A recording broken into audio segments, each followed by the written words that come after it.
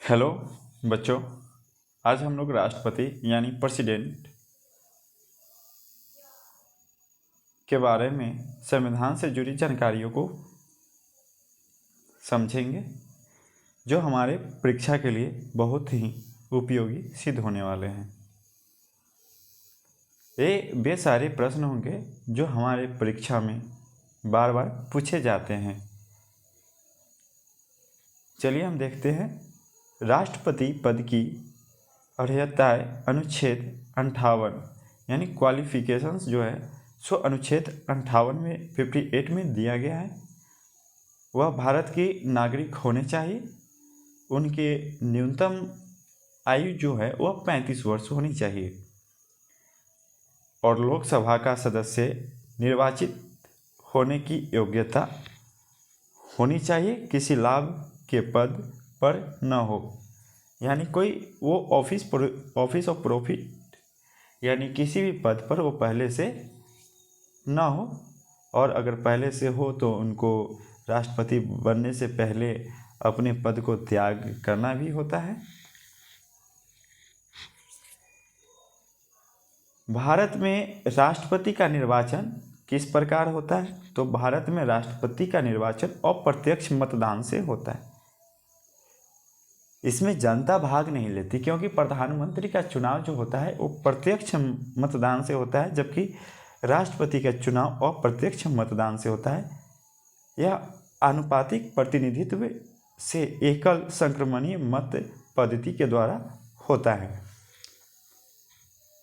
Question है, भारत के राष्ट्रपति के चुनाव में मतदान कौन करता है? तो भारत के राष्ट्रपति जो बने, राष्ट्रपति को जो चुना जाए, राष्ट्रपति को चुनने के लिए किनकी मतों की आवश्यकता होती है? क्योंकि हम आम जन तो इसमें भाग लेते नहीं, तो कौन इसमें भाग लेता है और कौन मत देता है, कौन वोटिंग करके राष्ट्रपति बनाने का काम करता है? इसमें कौन कौन भाग लेता है? तो इसमें भाग लेता है राज्यसभा,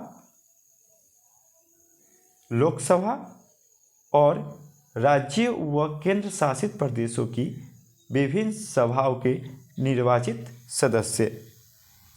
यानी राज्यसभा के लिए जो निर्वाचित सदस्य है, लोकसभा के लिए जो निर्वाचित सदस्य है, राज्य व केंद्र शासित प्रदेशों की विधानसभाओं के जो निर्वाचित सदस्य है, वो सारा मेंबर्स मिल करके राष्ट्रपति चुनने का काम करते हैं। भारत के राष्ट्रपति उम्मीदवार के प्रस्ताव का अनुसमर्थन कम से कम कितने सदस्यों द्वारा किया जाना चाहिए? तो भारत के राष्ट्रपति उम्मीदवार के प्रस्ताव का अनुसमर्थन कम से कम 50 निर्वाचकों के द्वारा किया जाना चाहिए। भारत में राष्ट्रपति का चुनाव एकल हस्तांतरणीय मत प्रणाली द्वारा किया जाता है। राष्ट्रपति के निर्वाचन में किसी राज्य का मुख्यमंत्री किस स्थिति में मतदान करने के लिए पात्र नहीं होगा? तो यदि वह राज्य विधानमंडल में उच्च सदन का सदस्य हो तो राष्ट्रपति निर्वाचन के समय मतलब मतदान करने योग्य नहीं होंगे। कौन राष्ट्रपति के निर्वाचन मंडल का तो भाग है, परंतु वह उसके महाभियोग में भाग नहीं लेता है? तो राज्यों की विधानसभाएं जो निर्वाचन मंडल में भाग लेता है, लेकिन उसके महाभियोग में ये भाग नहीं लेता है। संसद अथवा विधानसभा का कोई सदस्य राष्ट्रपति निर्वाचित हो सकता है, परंतु उस पर क्या शर्त है? तो निर्वाचित होने के उपरांत उसे अपनी सदस्यता छोड़नी होगी। अगर कोई संसद अथवा विधानसभा का कोई सदस्य राष्ट्रपति बनने वाले होंगे या बनने योग्य होते हैं, तो उनको अपने पद को त्याग करना पड़ता है। संसद के लिए राष्ट्रपति का अभिभाषण कौन तैयार करता है? तो संसद के लिए राष्ट्रपति का अभिभाषण केंद्रीय मंत्रिमंडल तैयार करते हैं। राष्ट्रपति की मृत्यु पद त्याग अथवा हटाए जाने पर पद की रिक्ति को 6 माह की समय सीमा के भीतर भरना होगा। भारत के राष्ट्रपति चुनाव में उत्पन्न विवाद का निपटारा कौन करता है? तो भारत के राष्ट्रपति चुनाव में उत्पन्न विवाद का निपटारा सर्वोच्च न्यायालय के द्वारा किया जाता है। भारत के राष्ट्रपति को उसके कार्यकाल की समाप्ति से पूर्व किस प्रकार पद से हटाया जा सकता है? तो महाभियोग के द्वारा राष्ट्रपति को उसके कार्यकाल से पहले ही उसके पद से हटाया जा सकता है। भारत के राष्ट्रपति को उसके पद से हटाने की अधिकार किसे प्राप्त है? तो यह संसद को प्राप्त है। संघ की कार्यपालिकाएं शक्तियां किस अनुच्छेद के अंतर्गत राष्ट्रपति में निहित है? तो अनुच्छेद 53 के तहत संघ की कार्यपालिका शक्तियां निहित है। अनुच्छेद 61 के अंतर्गत राष्ट्रपति पर महाभियोग संसद के किस सदन द्वारा प्रारंभ किया जा सकता है? अनुच्छेद 61 के अंतर्गत राष्ट्रपति पर महाभियोग संसद के किस सदन द्वारा प्रारंभ किया जा सकता है? तो संसद के किसी भी सदन के द्वारा। भारतीय संविधान का कौन सा अनुच्छेद राष्ट्रपति पद के लिए पुनः निर्वाचन की पात्रता निर्धारित करता है? अनुच्छेद 57।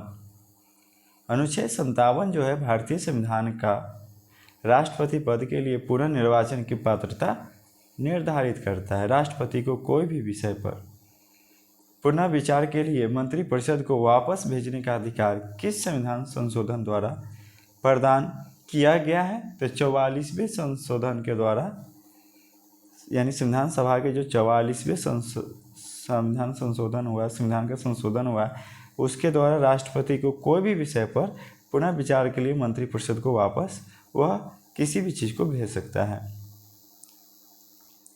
भारतीय संविधान के किस अनुच्छेद के अंतर्गत राष्ट्रपति संसद के दोनों सदनों द्वारा पारित किसी विधेयक पर अपनी स्वीकृति रोक सकते हैं? तो अनुच्छेद 111। किस अनुच्छेद के अंतर्गत राष्ट्रपति कुछ आकस्मिकताओं में राज्यपाल के कार्यों के निर्वहन हेतु उपबंध कर सकता है? अनुच्छेद 160 में। राष्ट्रपति से संबंधित महत्वपूर्ण अनुच्छेद है अनुच्छेद 52। अनुच्छेद 52 भारत का राष्ट्रपति। अनुच्छेद 53 संघ की कार्यपालिका शक्ति निहित करती है। अनुच्छेद 54 राष्ट्रपति का निर्वाचन मंडल है वही की चर्चा है। और अनुच्छेद 55 में राष्ट्रपति के निर्वाचन की रीति की चर्चा है। अनुच्छेद 56 में राष्ट्रपति की पदावधि की चर्चा है। वही अनुच्छेद 57 में पुनः निर्वाचन के लिए ये पात्रता के विषय में है। और अनुच्छेद 58 राष्ट्रपति निर्वाचित होने के लिए मतलब उनकी क्या क्वालिफिकेशन है, उपयोगिता, वह अनुच्छेद 58 में लिखा गया है। अनुच्छेद 59 राष्ट्रपति पद के लिए शर्त क्या है? अनुच्छेद 60 में राष्ट्रपति द्वारा शपथ या प्रतिज्ञान। अनुच्छेद 61 के द्वारा राष्ट्रपति पर महाभियोग चलाने की प्रक्रिया। अनुच्छेद 62 के तहत राष्ट्रपति का पद रिक्त होने की स्थिति में उसे भरने के लिए निर्वाचन करने का समय और आकस्मिक रिक्ति को भरने के लिए निर्वाचित व्यक्ति की पदावधि। अनुच्छेद 72 में क्षमा आदि की और कुछ मामलों में दंडादेश के निलंबन, परिहार या लघुकरण की राष्ट्रपति की शक्तियाँ। अनुच्छेद 73 संघ की कार्यपालिका शक्ति का विस्तार। वही कुछ बातों को और चर्चा कर रहे हैं हम लोग। देखिए, राष्ट्रपति को मृत्यु दंड के मामले में क्षमादान करने की शक्ति प्राप्त है। अगर किसी को अगर मृत्यु दंड की सज़ा दी गई है तो उसे रोकने का जो शक्ति प्राप्त है वह सिर्फ और सिर्फ राष्ट्रपति के पास प्राप्त है, किंतु यह राज्यपाल के पास यह शक्ति नहीं है।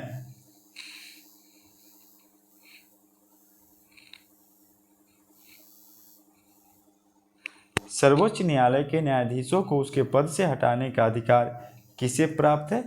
तो राष्ट्रपति को। राष्ट्रपति को सर्वोच्च न्यायालय के न्यायाधीशों को उसके पद से हटाने का अधिकार है। भारतीय संविधान का अनुच्छेद 143 राष्ट्रपति को उच्चतम न्यायालय से परामर्श करने की शक्ति प्रदान करता है। यानी अनुच्छेद 143 के तहत राष्ट्रपति को उच्चतम न्यायालय से परामर्श करने की शक्ति मिली है। राष्ट्रपति लोकसभा को कब भंग कर सकते हैं? केंद्रीय मंत्रिमंडल की अनुशंसा पर राष्ट्रपति लोकसभा को भंग कर सकते हैं। लोकसभा और राज्यसभा का संयुक्त अधिवेशन किसके द्वारा आहूत किया जाता है? तो यह राष्ट्रपति के द्वारा आहूत किया जाता है। भारत के राष्ट्रपति ने किस एकमात्र मामले में जेबी वीटो यानी पॉकेट वीटो की शक्ति का प्रयोग किया था? तो भारत डाकघर संशोधन विधेयक वर्ष 1986। भारत की राष्ट्रपति संसद के दोनों सदनों की चर्चा में भाग नहीं ले सकता है।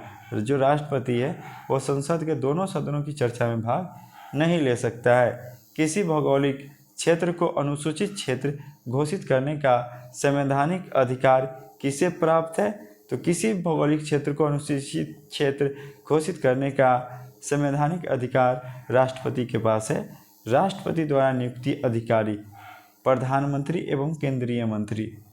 प्रधानमंत्री और केंद्रीय मंत्री को राष्ट्रपति नियुक्त करता है। वही राज्यों के राज्यपाल को भी राष्ट्रपति के द्वारा ही नियुक्ति की जाती है। वित्त आयोग व राजभाषा आयोग के अध्यक्ष एवं सदस्य भी राष्ट्रपति के द्वारा नियुक्त किए जाते हैं। वही उच्चतम न्यायालय और उच्च न्यायालयों के न्यायाधीश भी राष्ट्रपति के माध्यम से ही नियुक्त किए जाते हैं। भारत के महान न्यायवादी तथा नियंत्रक एवं महालेखा परीक्षक को भी राष्ट्रपति के द्वारा ही नियुक्ति मिलती है। संघ लोक सेवा आयोग के अध्यक्ष एवं सदस्य की नियुक्ति भी राष्ट्रपति के माध्यम से ही मिलती है।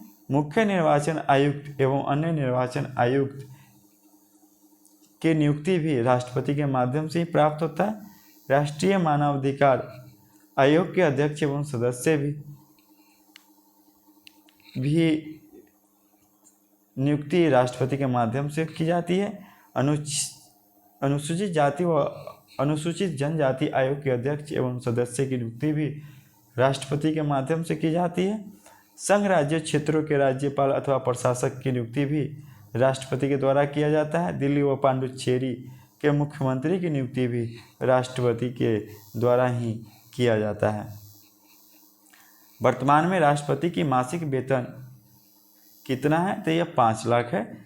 यदि भारत के राष्ट्रपति का पद रिक्त हो जाए और कोई उपराष्ट्रपति भी न हो तब कार्यवाहक राष्ट्रपति कौन होगा? तो सर्वोच्च न्यायालय का मुख्य न्यायाधीश। वह राष्ट्र का प्रतिनिधित्व करता है परंतु राष्ट्र का नेतृत्व नहीं करता। यह युक्ति किस पर लागू होती है? तो भारत के राष्ट्रपति पर। भारत के राष्ट्रपतियों में से कौन बिहार का राज्यपाल रह चुका था? डॉक्टर जाकिर हुसैन तथा श्री रामनाथ कोविंद, यह दोनों बिहार के राज्यपाल रह चुके हैं राष्ट्रपति बनने से पहले। राष्ट्रपति के पश्चात पद धारण करने वाले पदाधिकारी, पहला है संघ के मंत्री यूनियन मिनिस्टर, दूसरा राज्यों के राज्यपाल गवर्नर्स जिसको बोलते हैं, तीसरा भारत का महान्यायवादी अटॉर्नी जनरल ऑफ इंडिया इत्यादि। एक विधेयक जो संसद में प्रस्तुत किया जाता है वह किस प्रक्रिया के बाद अधिनियम बन जाता है? तो राष्ट्रपति के हस्ताक्षर के बाद जो विधेयक होता है वह अधिनियम बन जाता है। जब कोई विधेयक संसद के दोनों सदनों द्वारा पारित कर दिया जाए तो राष्ट्रपति को उस विधेयक पर अपनी अनुमति रोकने का अधिकार प्राप्त है। निर्विरोध रूप से चुने गए भारत के प्रथम राष्ट्रपति कौन थे? तो निर्विरोध रूप से चुने गए भारत के प्रथम राष्ट्रपति नीलम संजीव रेड्डी थे। भारत के राष्ट्रपतियों में से किसका संबंध ट्रेड यूनियन आंदोलन से रहा? तो बाराहगिरी वेंकट गिरी, ये जो थे इनका संबंध ट्रेड यूनियन आंदोलन से रहा। भारतीय संविधान भारत के राष्ट्रपति को राज्यों के मुख्यमंत्री की नियुक्ति का अधिकार नहीं देता है। भारत की संविधान जो है भारत के राष्ट्रपति को राज्यों के मुख्यमंत्री की नियुक्ति का अधिकार नहीं देता है। राष्ट्रपति का कार्यकाल कितना होता है? तो पद ग्रहण के 3 से 5 वर्ष तक। भारत के किस राष्ट्रपति को मिसाइल मैन की संज्ञा दी जाती है? डॉक्टर APJ अब्दुल कलाम को मिसाइल मैन की संज्ञा दी जाती है। भारत के मुख्य न्यायाधीशों में किसने राष्ट्रपति के रूप में कार्य किया था? तो जस्टिस M हिदायतुल्लाह ने मुख्य न्यायाधीशों के होने के बावजूद भी उन्होंने राष्ट्रपति के रूप में कार्य किए थे। धन विधेयक मनी बिल को पूर्ण विचार हेतु लौटाने का संवैधानिक विशेषाधिकार राष्ट्रपति के पास नहीं है। श्री रामनाथ कोविंद का भारतीय गणतंत्र के राष्ट्रपति के रूप में कौन सा क्रम है? 14वां। वित्त आयोग की नियुक्ति कौन करता है? राष्ट्रपति। राष्ट्रपति के रूप में डॉक्टर राजेंद्र प्रसाद ने सबसे लंबी अवधि 1950 से 62 तक, डॉक्टर जाकिर हुसैन ने कार्यकारी राष्ट्रपति छोड़कर सबसे कम अवधि 1 वर्ष 11 दिन तक कार्य किया था। राष्ट्रपति द्वारा क्षमादान की स्थितियाँ: पहला, जब दंड सेना न्यायालय द्वारा दिया गया हो, या दूसरा, जब दंड संघीय विषय से संबंधित विधि के विरुद्ध अपराध के लिए दिया गया हो, या तीसरा, जब दंडादेश मृत्यु दंड हो, तब ही राष्ट्रपति द्वारा क्षमादान की स्थितियाँ बनती है। वहीं हम इस टॉपिक के लास्ट पॉइंट को देखते हैं। राष्ट्रपति के विरुद्ध महाभियोग संसद द्वारा चलाई जाने वाली एक अर्ध न्यायिक प्रक्रिया है।